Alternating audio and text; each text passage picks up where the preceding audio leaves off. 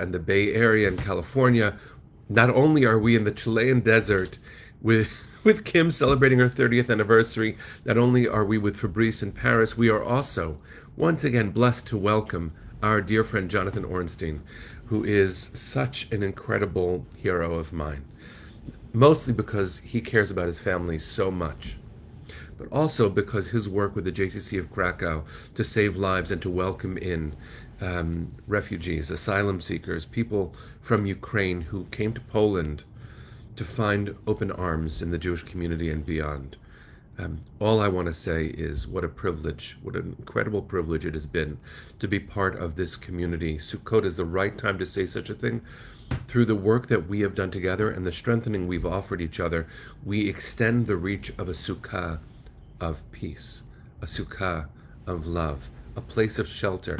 As impermanent as a sukkah might be, and sometimes that's the best we can do, still, in moments of need, we are called to be this sukkah of peace. Friends, let me share just a little bit of Torah, but I want to do so in honor of all of the experiences that you have shared, in honor of you all. I am so touched. I really am. And every once in a while, it really hits me what we've created together. So I hope that you don't take it for granted either, that you feel the depth and the joy and the reach of our community, and you continue building it, sharing the love, because this world is in dire need of exactly what we've managed to do. We've created something beautiful and supportive for others. And sometimes we're the ones doing the creating, and sometimes we're the ones feeling the support. And you don't get more Sukkot than that. In fact, the Zohar, the classic book of Jewish mysticism, says, you might welcome all the Ushbe'izin and Ushbe'izot. It's a mystical tradition to welcome in ancestors who are no longer alive. To welcome in Abraham and Sarah and Rebecca and Isaac and Jacob and Leah and Rachel. We're called to invoke them on different nights of Sukkot. Sometimes we add to that other mystical guests. You can go as far as your own ancestors. I was asked first night of Sukkah by my dear friend Rabbi Claudia Kreiman in Boston, where I was privileged to teach during the first few days of Sukkot. Since it was the first night of Sukkot, who's the first in your life? Who's a first? This is the first invitation you get to make. And for the first time in my life, I invited my grandfather, my mother's father, who I haven't really spent a lot of time thinking about as I've grown older. But I invited him into the Sukkah, number one, because I want to know where I come from. And because it's so powerful to me that I come from somewhere that I don't truly know, and I want to explore that. And the Sukkah transports me through time and place so that I can imagine sitting with him and having an imagined conversation. What would it be like to bring in characters from our past and to ask for their wisdom? Here we are in Chile and Warsaw and France and the United States and many other places, I'm sure. One day, because a lot of these get recorded for posterity, and they will live on some digital platform, these videos of our broadcast, one day maybe even our descendants will say, I want to tap into the wisdom of my ancestors. Who showed up? And they'll see Susan responding to to Sandy's beautiful news. They'll see an amen from Shari. They'll see that we prayed for our relatives and for each other. They'll see that we celebrated. They'll see that we worried about our world and did our best to take care of it. Sukkot is permeable in lots of ways. You sit in a sukkah and the walls are open and the roof is barely there. But when you are in a sukkah, you are stepping in to an intentional, permeable space. We travel through time. We shake our lulav and etrog in 6 directions. We are present then, now, and if that's true about the past, it is certainly true about the future. You take a sukkah and you shake it up. I'm tapping into the heavens. But first you tap into the 4 directions that you can see, and then you tap up, and then you tap down.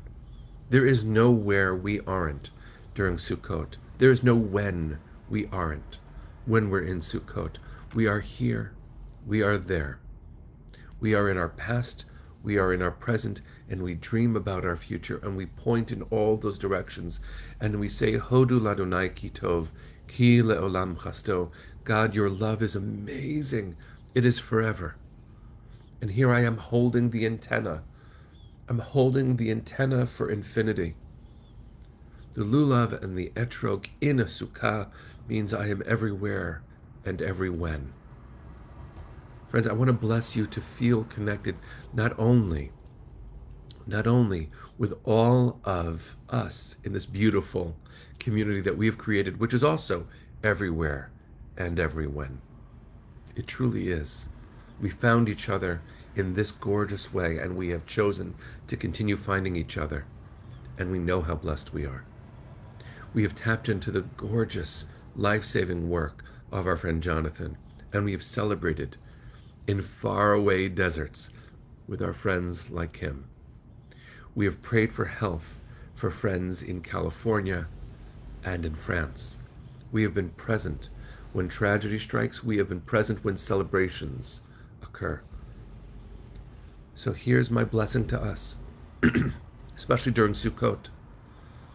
You should realize and be so grateful for a community that stretches through time and place. And it's not us I'm pointing to. It's this gorgeous tradition we call Judaism. When we get it right, and please God, we should get it right more and more often. When we get it right, we travel through time and we hug our ancestors and are hugged in return. And we hug our descendants and we are hugged in return. And we tap into infinity and we try to wield it for the sake of our fragile world. Sukkot reminds us all of that. It's a structure that isn't really there, but it is, and we built it, and it will last, and we will take its infinite power, internalize it, and show up during this impermanent thing we call life, committed with grace, committed with love, committed to be present. So friends, if I dare say this, from everywhere and everyone, bless you. Let's continue building this sukkah of peace for our entire world, doing our best in this little corner of it to make sure that we stretch further than we did before. Chag Sameach, friends. Chag Sameach. Let's sing our way into a good day.